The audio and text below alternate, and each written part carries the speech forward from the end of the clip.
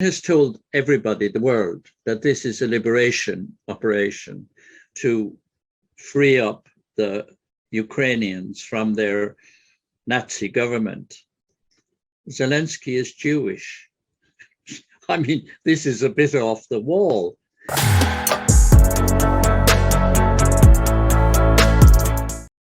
Russia has initiated an act of aggression, that is without doubt.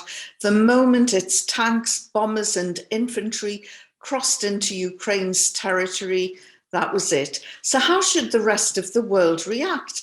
The response from Ukraine has been to train its citizens into a massive guerrilla fighting network, arming them with weapons while teaching others how to make bombs and throw Molotov cocktails. My big question is, how do you stop Putin? Kevin, one of the things that I want to look at over Ukraine is tracking down the money. And as one of the originators of the rich list and who owns what in the world today, you're probably the best placed person to tell us about the hidden rubles in the in Britain, for instance, and elsewhere outside of Russia. Is it really a large amount?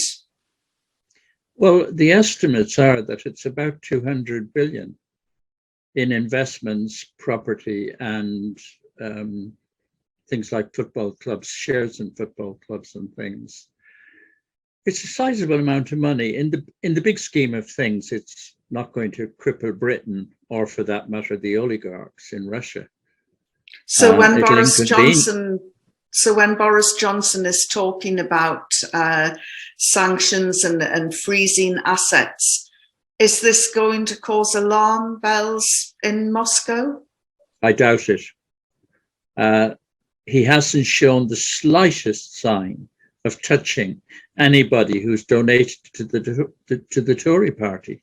That's the first thing. Not a name, nothing. And the only names so far were already on American sanction lists, so they're irrelevant.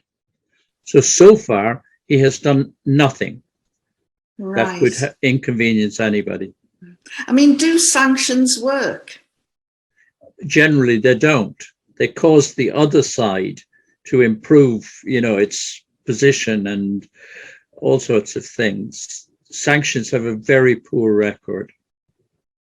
And the so-called oligarchs in this country will, whether they're pro-Putin or anti-Putin, will they be concerned about this action that the government's taking? Well, I think Putin doesn't seem to have realized that people in Russia don't like what's happening. The resistance in Russia itself is extraordinary. The fact that people are risking going to jail and everything is extraordinary. But Boris Johnson is, you forgive the French, but he's all wind and piss. It's nothing. He hasn't done anything. It's all, but that's what Boris is, isn't it? Mm-hmm.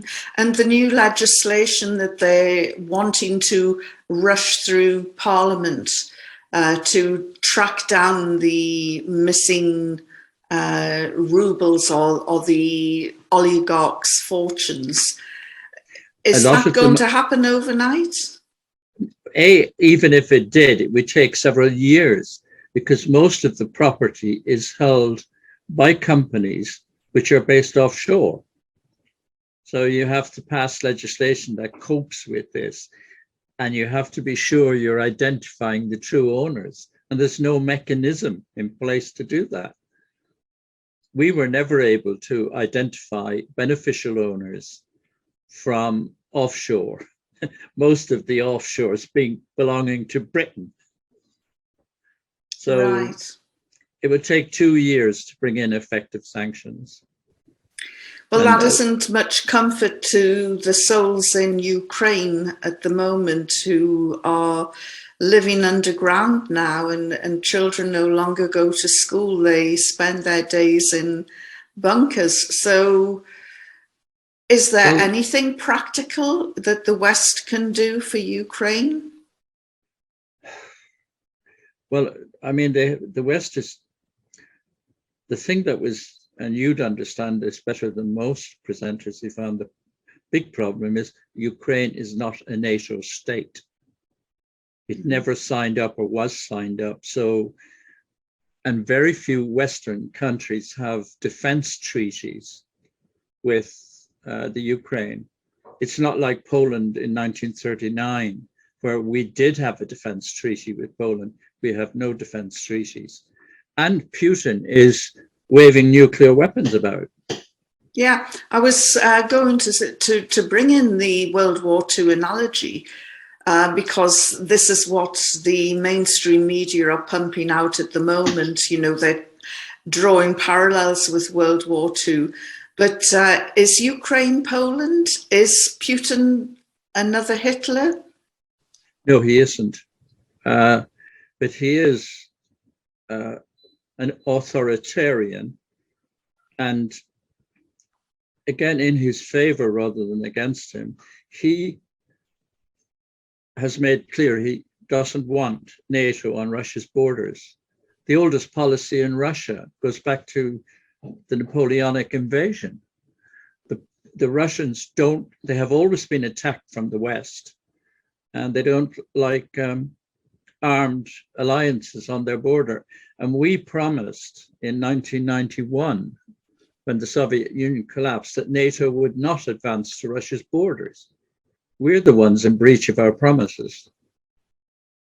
Right. So, well, that's obviously worth examining further, but certainly the money issue is interesting. And although you're saying Putin wouldn't be bothered, he moved his £70 million yacht out of Hamburg port a couple of weeks ago before it was fully refitted and refurbished. So he must have got wind of this. Well, no, it would be a natural precaution. And one of the financial reports says that he's got a kind of kitty of 600 billion. So he can sweat out. But what I think his mistake, and it's when you depreciate, very few other people would, that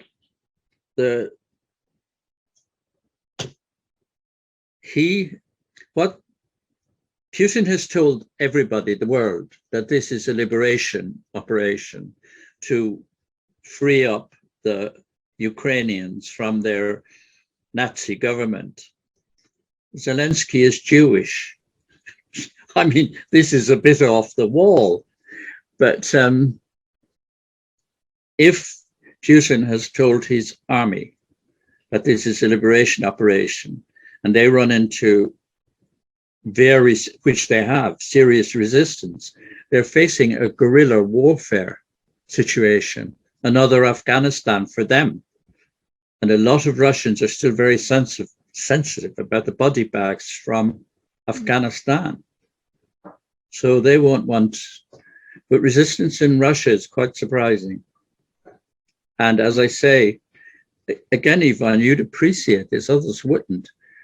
The Russian army's drive on the Ukraine is lacking energy. It's tentative. It's not, if they wanted to be in Kiev, they could have been there 5 days ago. They seem to be creeping. And I suspect that's because the Russian army are saying, this guy told us, straight in with flags in the street, liberation, and that's not happening.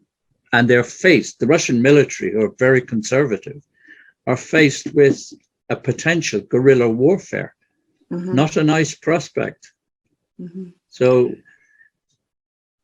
I think Putin might have overreached himself here. Well, as usual, some fine analysis from you. And thank you very much, Kevin Cahill. Thank you.